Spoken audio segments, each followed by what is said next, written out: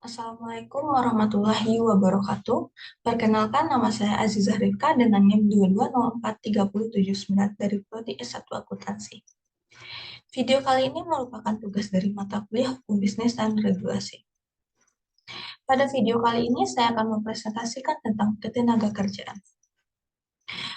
Pokok bahasan materi terbagi menjadi 4. Yang pertama, pengertian perlindungan pekerja. Yang kedua, undang-undang ketenagakerjaan. Yang ketiga, organisasi pekerja atau buruh. Yang keempat, contoh kasus ketenagakerjaan. Pengertian perlindungan pekerja. Perlindungan pekerja adalah perlindungan yang diberikan dalam lingkungan kerja itu sendiri, dengan jalan memberikan tuntutan maupun dengan jalan meningkatkan pengakuan hak-hak asasi manusia, perlindungan fisik dan teknis serta sosial dan ekonomi melalui norma yang berlaku. Berkaitan dengan perlindungan hukum terhadap warga negara di bidang perburuhan, Imam Sopomo membagi perlindungan buruh ini menjadi 3 macam. Yang pertama, perlindungan ekonomis, yaitu suatu jenis perlindungan yang berkaitan dengan usaha-usaha yang memberikan kepada pekerja suatu penghasilan yang cukup. Yang kedua, perlindungan sosial, yaitu suatu perlindungan yang berkaitan dengan usaha kemasyarakatan. Yang ketiga, perlindungan teknis, yaitu suatu jenis perlindungan yang berkaitan dengan usaha-usaha menjaga pekerja dari bahaya kecelakaan. Selanjutnya, Undang-Undang Ketenagakerjaan. Undang-Undang Ketenagakerjaan yang pertama, sejarah perkembangan zaman Hindia Belanda. Di Indonesia, sejarah perkembangan Undang-Undang Tenaga Kerja atau Buruh dimulai pada tahun 1887 ketika pemerintah Hindia Belanda pertama kali mengeluarkan ordonansi tentang pengerahan orang Hindia Belanda untuk melakukan pekerjaan di luar Hindia Belanda. Kemudian pada 1925 mengeluarkan juga ordonansi tentang pembatasan kerja pada anak dan kerja malam bagi wanita. Kemudian tahun 1926 mengeluarkan ordonansi tentang kerja anak-anak dan orang muda di atas kapal. Selanjutnya pada 1936 pemerintah mengeluarkan kembali ordonansi yang mengatur tentang kegiatan-kegiatan mencari calon pekerja. Pada tahun 1939 dikeluarkan ordonansi tentang pemulungan buruh yang diterima atau dikerahkan dari luar Indonesia. Yang B, zaman kemerdekaan. Sejak zaman kemerdekaan, pengaturan mengenai ketenagakerjaan dimulai pada 1949 ketika pemerintah pertama kali mengeluarkan ordonansi tahun 1949 tentang pembatasan kerja pada anak. Pada 1951, pemerintah mengeluarkan Undang-Undang Nomor 1 Tahun 1951 tentang pernyataan berlakunya Undang-Undang Kerja tahun 1948 Nomor 12 dari Republik Indonesia untuk seluruh Indonesia. Selanjutnya pada tahun 1954, pemerintah mengeluarkan Undang-Undang Nomor 21 Tahun 1954 tentang perjanjian perburuhan antara serikat buruh dan majikan. Pada tahun 1958, pemerintah mengeluarkan Undang-Undang Nomor 3 Tahun 1958 tentang penempatan tenaga kerja asing. Tahun 1961, pemerintah mengeluarkan Undang-Undang Nomor 8 Tahun 1961 tentang wajib kerja sarjana. Tahun 1963, pemerintah mengeluarkan Nomor 7 PNPS tahun 1963 tentang pencegahan pemogokan dan atau penutupan di perusahaan, jabatan, dan badan yang vital. Pada tahun 2000, pemerintah mengeluarkan Undang-Undang Nomor 28 Tahun 2000 tentang penetapan peraturan pemerintahan pengganti Undang-Undang Nomor 3 Tahun 2000 tentang perubahan atas Undang-Undang Nomor 11 Tahun 1998 tentang perubahan berlakunya undang-undang. Dan pada 2003, pemerintah mengeluarkan Undang-Undang Nomor 13 Tahun 2003 tentang ketenagakerjaan. Dengan berlakunya undang-undang ini, maka seluruh peraturan yang berkaitan dengan ketenagakerjaan dinyatakan tidak berlaku lagi. Undang-Undang Nomor 13 Tahun 2003. Ketika pemerintah mengeluarkan Undang-Undang Nomor 13 Tahun 2003, ada beberapa alasan yang menjadi pertimbangan antara lain. Yang pertama, pembangunan nasional dilaksanakan dalam rangka pembangunan manusia seutuhnya dan pembangunan masyarakat Indonesia seluruhnya untuk mewujudkan masyarakat yang adil, makmur, yang merata baik material maupun spiritual berdasarkan Pancasila dan Undang-Undang 1945. Yang kedua, pelaksanaan perkembangan nasional. Tenaga kerja mempunyai peranan dan kedudukan yang sangat penting sebagai pelaku dan tujuan pembangunan.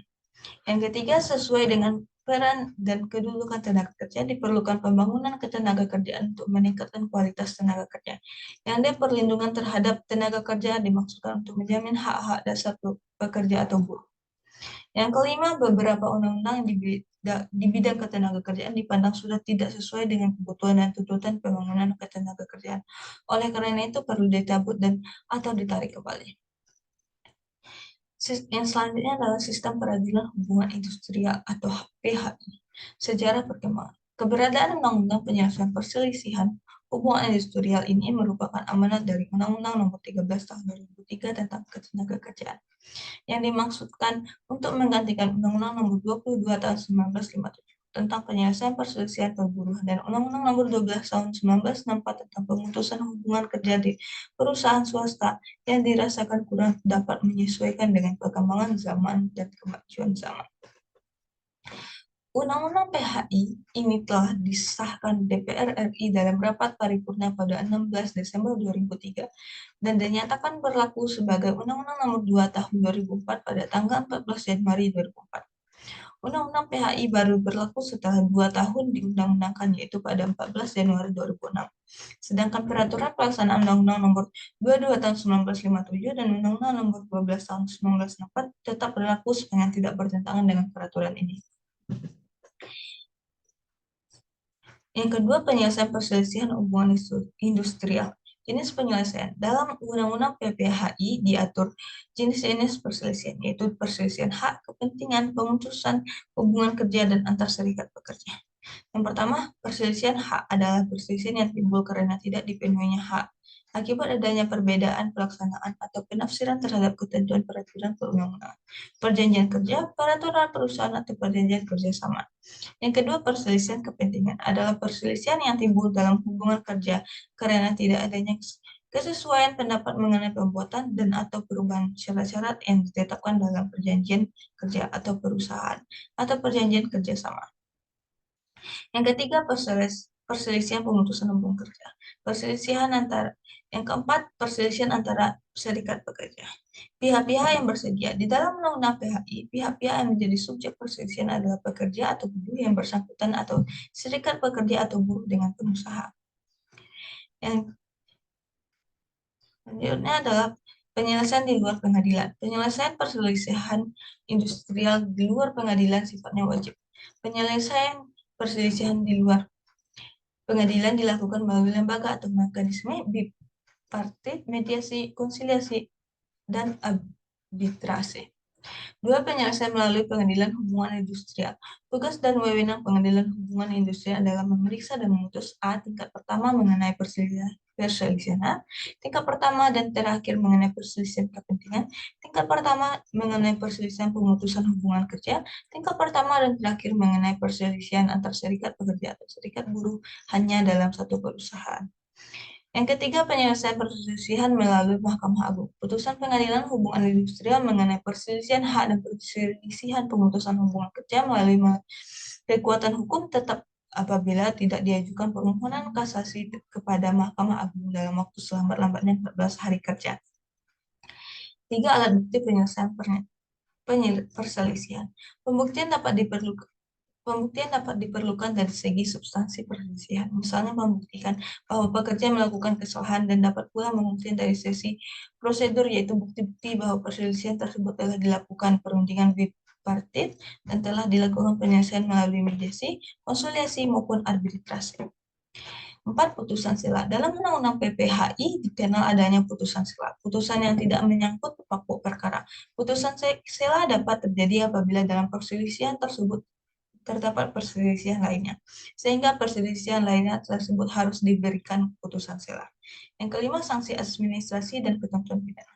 Dalam Undang-Undang PPHI, ini juga mengatur hal-hal yang berkaitan dengan sanksi administrasi terhadap mediator, panitera, muda, konsiliator, dan arbitrase yang telah lalai terbukti melakukan tindakan pidana kejahatan, menyalahkan guna jabatan, dan lainnya.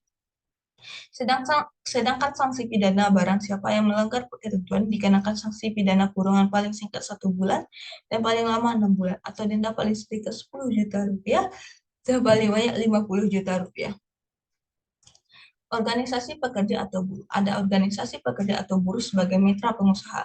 Dalam penjelasan Undang-Undang Nomor 21 Tahun 2000 sangatlah jelas dinyatakan bahwa pekerja atau buruh sebagai warga negara mempunyai persamaan kedudukan dalam hukum, hak untuk mendapatkan pekerja dan penghidupan yang layak. Yang kedua, Undang-Undang Serikat Pekerja atau Buruh. Dalam Pasal 42 Undang-Undang Nomor 1 Tahun 2000 mengatur sanksi terhadap serikat pekerja atau buruh. Tiga, strategi pemasaran. Strategi yang perlu dikembangkan dalam mewujudkan organisasi pekerja atau buruh yang dapat bersinergi dengan pengusaha. Contoh kasus ketenagakerjaan. Hingga Juni 2022 ada 32 perkara industrial di Kabupaten Pasuruan. 30 selesai. Dinas Ketenagakerjaan Kabupaten Pasuruan berhasil menuntaskan sebagian besar perselisihan hubungan industrial PHI di wilayahnya. Hingga Juni 2022 terjadi 32 PHI. Hanya tersisa 2 perkara yang belum selesai.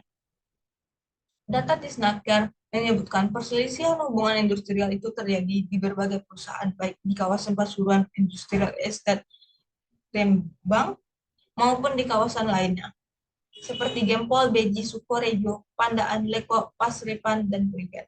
Apa saja kasusnya? Macam-macam. Ada pemenuhan hak pekerja, pemutusan hubungan kerja, PHK, dan sebagainya.